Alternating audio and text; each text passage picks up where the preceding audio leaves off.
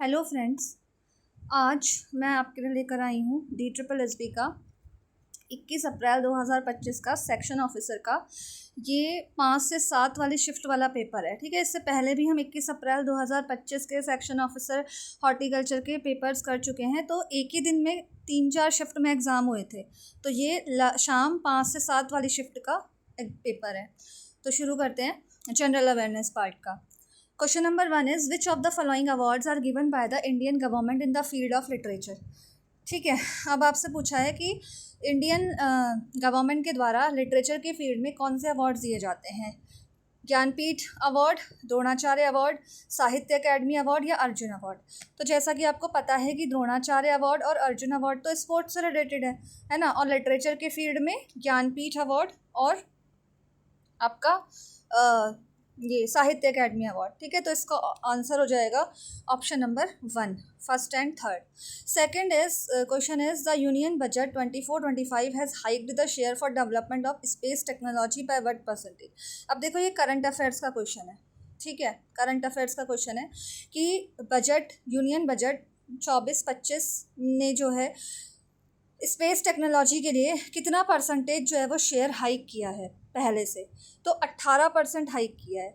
ठीक है, अब इससे ये पता चलता है कि जो बजट से रिलेटेड क्वेश्चंस है वो भी हमें अच्छे से करने हैं। ठीक है, बजट से रिलेटेड बजट को भी अच्छे से देखना है। अच्छा, ये जो वर्ड है ना बजट, ये हमारे कॉन्स्टिट्यूशन में मेंशन नहीं है। ठीक है, किसी भी आर्टिकल में या कहीं पर भी, जबकि आर्टिकल 112 में बजट की जगह दिया हुआ है एनुअल फाइनेंशियल स्टेटमेंट। ठीक है, बजट को मतलब एक दूसरे शब्दों में कहा गया है एनुअल फाइनेंशियल स्टेटमेंट, जो हर साल फरवरी में पेश किया जाता है देश के फाइनेंस मिनिस्टर के द्वारा। ठीक है, तो इस साल भी हमारी जो फाइनेंस मिनिस्टर है निर्मला सीतारमण, ठीक है, उन्होंने जो है बजट पेश किया था। Now next question is which of the following is a program that uses AI systems to analyze satellite imagery to map the boundaries of individual farms and monitor crops yields and farming activities। ये फिर से current affair से आया हुआ है question. ठीक है, इसका आंसर होगा एंथ्रो कृषि। ठीक है, तो इससे ये पता चलता है कि करंट अफेयर्स जो है वो, और काफ़ी मतलब डीपली क्वेश्चन आ रहे हैं करंट अफेयर से भी, है ना, तो हमें काफ़ी अच्छे से करंट अफेयर्स को जो है वो देखना है। नाउ नेक्स्ट इज बेगमपुर मस्जिद which was built during the rule of Tughlaq dynasty is situated in. ठीक है, अब ये जो बेगमपुर मस्जिद है ये कहाँ पर बिल्ट है, तो ये है आपका दिल्ली में। ठीक है, और ये किसने बनवाई थी। अब तुगलक, ये तो हमें पता है कि तुगलक डायनेस्टी ने बनवाई थी। ठीक है, दिल्ली सल्तनत की तुगलक डायनेस्टी ने बनवाई थी। और तुगलक डायनेस्टी में भी किसने बनवाई थी, ये बनवाई थी आपके फिरोज शाह तुगलक ने। ठीक है, तो ये अब हो सकता है आपसे अब जो एग्ज़ाम आए उसमें ये क्वेश्चन पूछ ले कि बेगमपुर मस्जिद जो है वो किस दिल्ली सल्तनत के किंग ने बनवाई थी, तो फिरोज शाह तुगलक ने बनवाई थी। नाउ नेक्स्ट क्वेश्चन इज, ये जनरल साइंस से है, विच one of the following vitamin deficiency causes anaemia. तो इसका आंसर है विटामिन B12।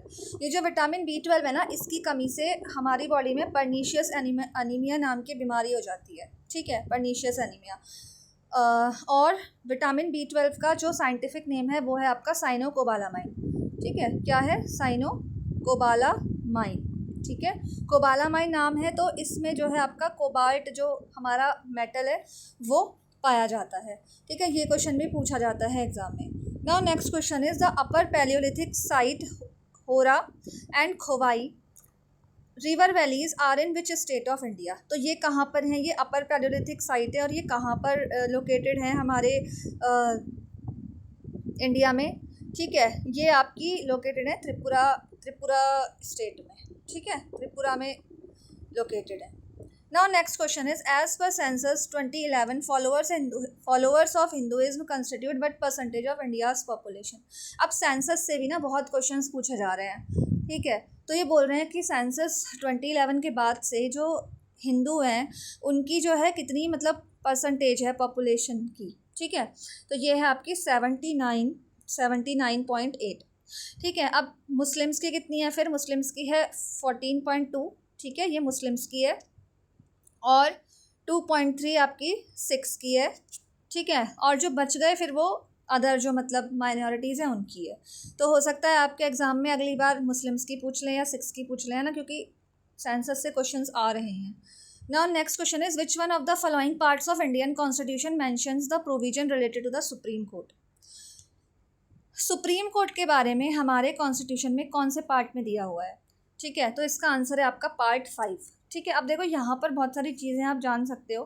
पार्ट 3 में जो है आपका वो फंडामेंटल राइट्स दिए हुए हैं. ठीक है, फंडामेंटल राइट्स दिए हुए हैं. पार्ट 4 में आपके दिए हुए हैं DPSP. ठीक है, DPSP दिए हुए हैं.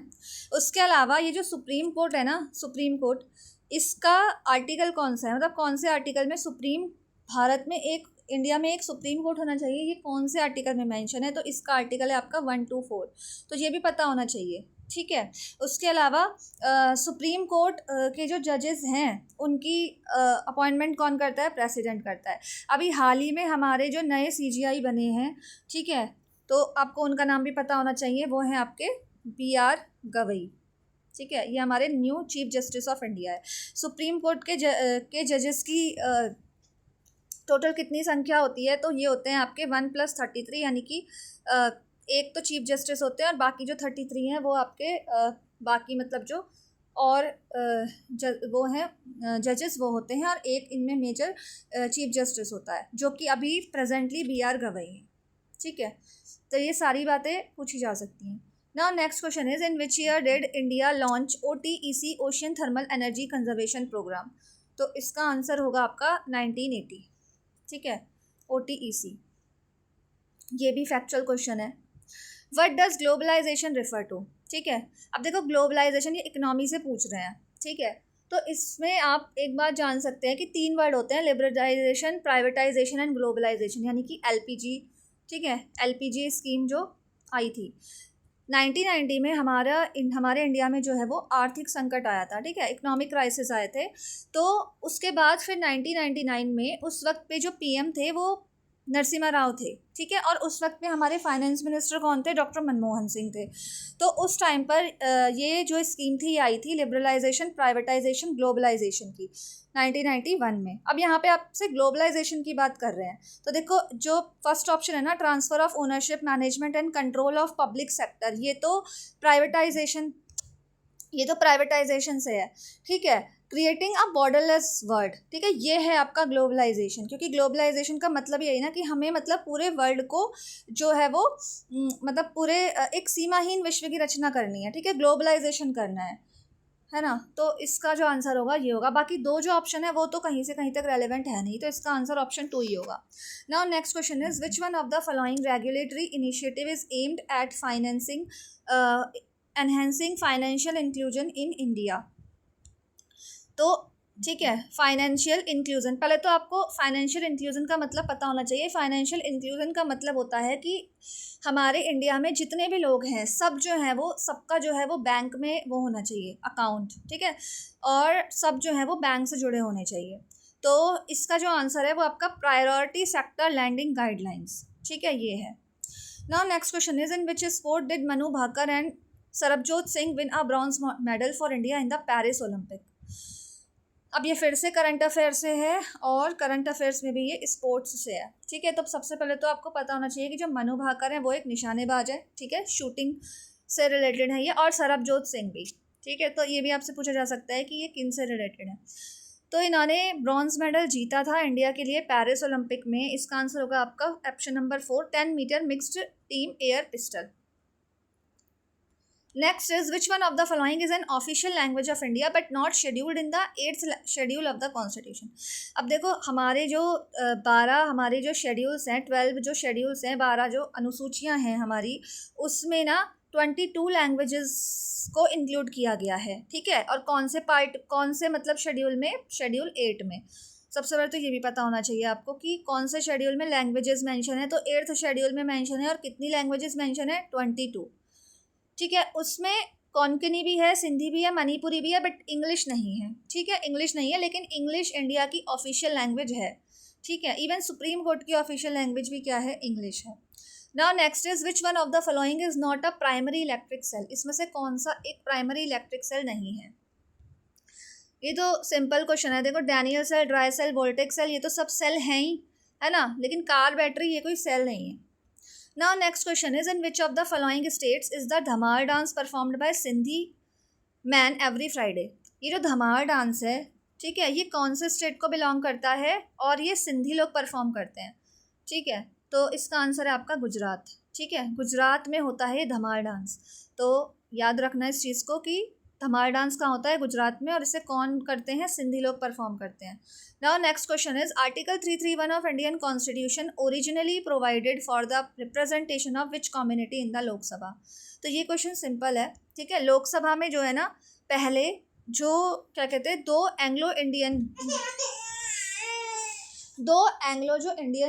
इंडियन है, उनका मतलब रिप्रेजेंटेशन होता था, बट अब इसको ख़त्म कर दिया गया है, ठीक है।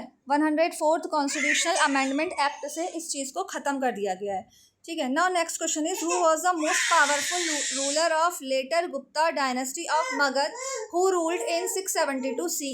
तो इसका आंसर होगा आपका Aditya Sen. Now next question is ये थोड़ा सा ब्लर हो गया है, तो मैं इसको आपको ऐसे ही बता देती हूँ। Which one of the following acts made changes to the fundamental rights. Okay, ये क्वेश्चन ये है ना कि जैसे आर्टिकल जो 19 है हमारा, वो हमें freedom of speech and expression देता है, ठीक है, freedom to speech and expression. लेकिन उसमें ना एक 19(1) का क्लॉज बनाकर एक अमेंडमेंट किया गया था कि to prevent the abuse of this article. मतलब ये जो आपको दिया गया है मौलिक अधिकार अपने मतलब स्पीच और एक्सप्रेशन को एक्सप्रेस करने का, इसका कोई दुरुपयोग ना कर सके, ठीक है, मतलब कोई एब्यूजिंग ना कर सके इसको लेके किसी को भी। तो इसके लिए भी इसमें एक अमेंडमेंट किया गया था। तो आपसे ईयर पूछ रहे हैं कि वो कौन से ईयर में और कौन सा अमेंडमेंट था वो। तो इसका आंसर है आपका फर्स्ट, ठीक है। फर्स्ट अमेंडमेंट एक्ट 1951 में आर्टिकल 19(1) करके एक नया मतलब जोड़ा गया था आर्टिकल, एक नया क्लॉज जोड़ा गया था उसमें, जिसमें कि आर्टिकल 19 में जो freedom of speech and expression है, उसमें जो है उसका कोई एब्यूज़, मतलब उसमें उसका कोई दुरुपयोग ना कर सके, का जो है नया क्लॉज बना के आपको दिया गया। Now next question is in India which of the following government policies would likely influence a firm's decision to invest in new machinery and equipment for production. ये आपका है इकोनॉमी से, ठीक है। तो किसी भी मशीनरी या इक्विपमेंट के प्रोडक्शन में, ठीक है, कौन सी जो गवर्नमेंट पॉलिसी है वो जो है इन्फ्लुएंस करेगी फर्म का decision to invest in new machinery and equipment for production. तो जो इन्फ्लुएंस करते हैं ना, वो ज़्यादातर टैक्सेस ही करते हैं, बाकी जो ऑप्शंस है वो इससे रेलेवेंट है नहीं। नाउ नेक्स्ट क्वेश्चन इज, ये क्वेश्चन बहुत आसान है। आपसे एक तरफ जो है वो टेम्पल्स दिए हुए हैं और एक तरफ आपको जो है वो दिए हुए हैं स्टेट, ठीक है। तो महाराष्ट्र में क्या है, सिद्धि विनायक मंदिर, बहुत सिंपल है। महाराष्ट्र में क्या है, सिद्धि विनायक मंदिर। गुजरात में क्या है, सोमनाथ मंदिर। कामाख्या मंदिर आपका आसाम में है और काशी विश्वनाथ मंदिर आपका उत्तर प्रदेश में है, ठीक है। तो ये थे आपके 20 क्वेश्चंस जो कि आपके अभी एग्ज़ाम में आए थे। I hope you like the video. Please like, subscribe and share for more such video and thank you for watching.